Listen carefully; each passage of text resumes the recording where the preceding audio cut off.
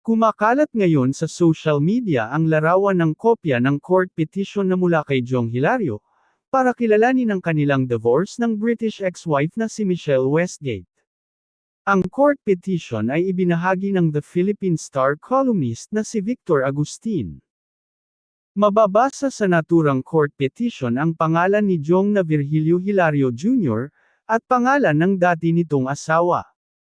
Spotted in a dimly lit nook within Makati City Hall. Actor Councilor Jong Hilario, finally seeking legal recognition of his foreign divorce, saad ni Victor sa caption.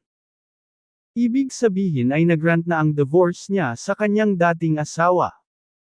At dahil hindi pa kinikilala ang diborsyo sa Pilipinas, kahit dito sila kinasal ay sa England sila nag-file.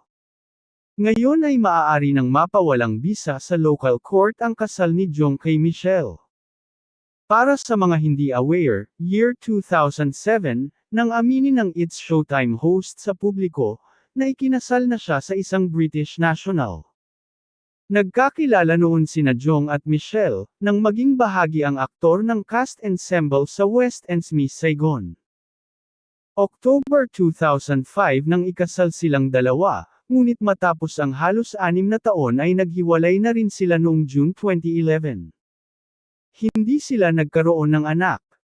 Samantala, siguradong tuloy-tuloy na ang saya ni Jong Hilario, dahil maaari na rin silang magpakasal ng longtime girlfriend at partner nitong si Maya Azores. Mayroon silang isang anak na si Serena.